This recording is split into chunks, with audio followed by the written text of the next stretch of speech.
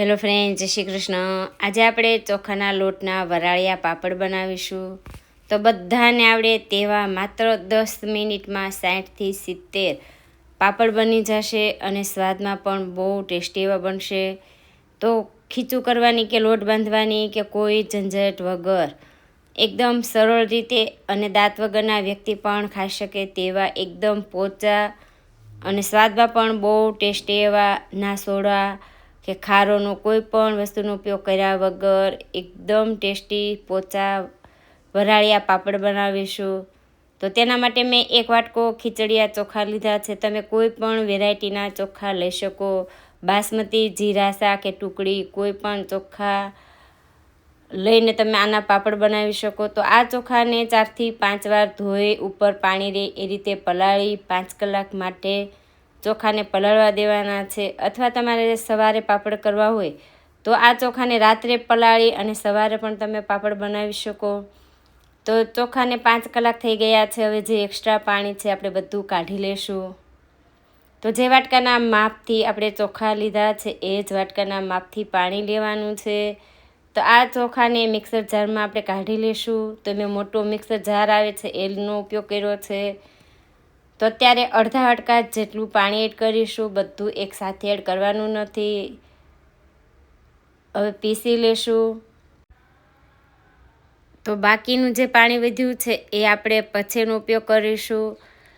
તો ઢાંકણ ખોલી અને જે બાકીનું પાણી વધ્યું છે એ બધું એડ કરી અને પીસવાનું છે. તો 1 વાટકા ચોખાની સામે 1 વાટકા જેટલું પાણી લેવાનું છે.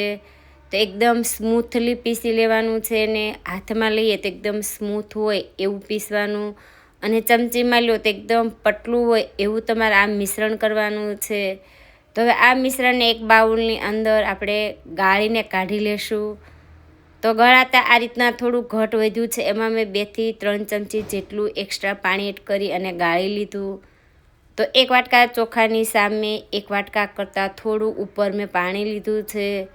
અને આ રીતે ચમચીમાં જોઈએ તો એકદમ પતલું મિશ્રણ કરવાનું છે. જો ઘટ લાગે તો તમારે 2 થી 3 ચમચી જેટલું એક્સ્ટ્રા પાણી એડ કરી અને આ મિશ્રણને પતલું કરવાનું છે. જેમ મિશ્રણ પતલું હશે એમ પાપડ છે એ પતલા બનશે. તો સ્વાદ અનુસાર મીઠું એડ કરીશું. તો અડધી ચમચીથી ઓછું એટલું મીઠું એડ કર્યું છે. અડધી ચમચી જેટલા કાળા તલ, અડધી ચમચી જેટલા ચીલી ફ્લેક્સ, અડધી ચમચી જેટલું મેં જીરું એડ કર્યું છે. બાકી તમારામાં બીજા કોઈ પણ મસાલા કરવા હોય, અજમા કે સફેદ તલ કે મરચી, તો તમે એનો પણ ઉપયોગ કરી શકો. પણ મેં જીરું, ચીલી ફ્લેક્સ અને કાળા તલનો ઉપયોગ કર્યો છે. એનાથી પાપડનો કલર ખૂબ સરસ આવશે. બધી વસ્તુ આપણે બરાબર મિક્સ કરી લેશું. તો આ રીતના પતલું મિશ્રણ તૈયાર કરી આપણે પાપડ તૈયાર કરી લેશું. તો પાપડ બનાવવા માટે મેં જે નાની સાઇઝની ડીશ આવે છે એનો ઉપયોગ કર્યો છે. તો પાપડ અત્યારે નાના બનશે પણ પાપડ તળાતા થોડા ફૂલીને મોટા બનશે. તો તમારે મોટા પાપડ કરવા હોય તો તમારે મોટી ડીશનો ઉપયોગ કરવાનો. હવે આ બધી ડીશને આપણે તેલથી ગ્રીસ કરી લેશું. તો વધારે પડતું તેલ લગાડવાનું નથી, એકદમ ઓછું તેલ લગાડવાનું છે. અને જે મિશ્રણ છે એને બરાબર મિક્સ કરી અને 2 ચમચી જેટલું જ મિશ્રણ છે એ ડીશની અંદર ફેલાવવાનું છે. વધારે પડતું લેવાનું નથી, નહીંતર પાપડ છે જાડા બનશે. તો એકદમ ઓછું જ મિશ્રણ એડ કરવાનું છે. તો માત્ર 2 ચમચી જેટલું જ મેં મિશ્રણ લીધું છે.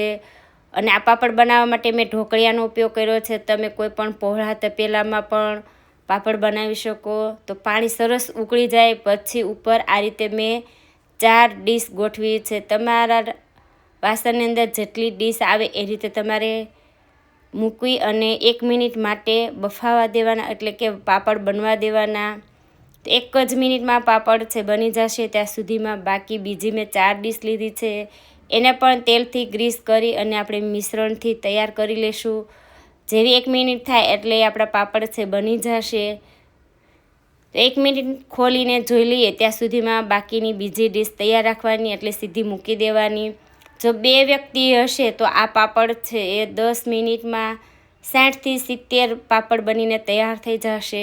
જો તમે 1 વ્યક્તિ બનાવશો તો થોડી વાર લાગશે. પણ 1 જ મિનિટ માટે તમારે એને સ્ટીમ થવા દેવાના છે, વધારે વાર રાખવાના નથી. 1 મિનિટમાં પાપડ છે બની જશે. તો 1 મિનિટ જેવું થાય એટલે ડીશને આપણે બહાર કાઢી લેશું.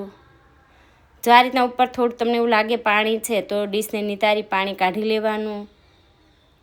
તો બાકીની બીજી આપણે 4 ડીશ તૈયાર કરી છે એને રાખી અને આ પાપડને સૂકવી લેશું.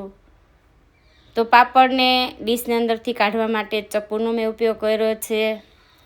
ચપ્પુ તમે આ રીતે ફેરવશો એટલે પાપડ તરત જ બહાર આવી જશે, ચીપકશે પણ નહીં અને ઉઠલતા પણ બહાર પણ નહીં લાગે. પ્લાસ્ટિકની અંદર તમારે આ પાપડને સૂકવવાના છે.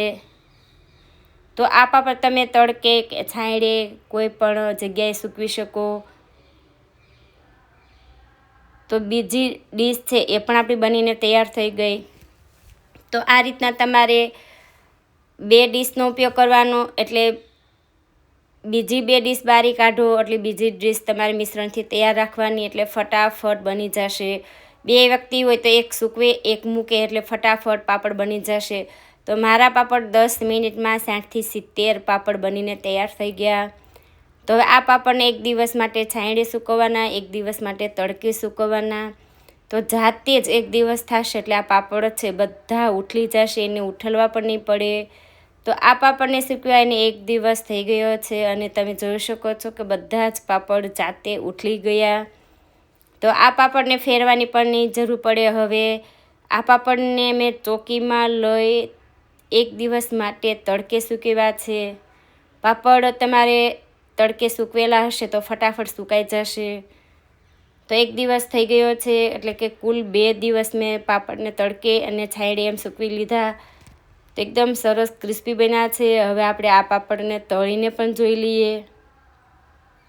તો સરસ તેલ ગરમ થઈ જાય એટલે એમાં આપણે 1 કે 2 જેટલા પાપડ આવે એટલા તેલમાં એડ કરી અને પાપડને તળી લેશું. તો આ રીતે ઝારાથી દબાવી પાપડને આપણે તળી લેવાના છે. તો તેલ ના રહે એ માટે આપણે ઝારામાં પાપડને આ રીતે ત્રાંસો રાખી તેલ નિતારી પાપડને એક ડીશની અંદર કાઢી લેશું.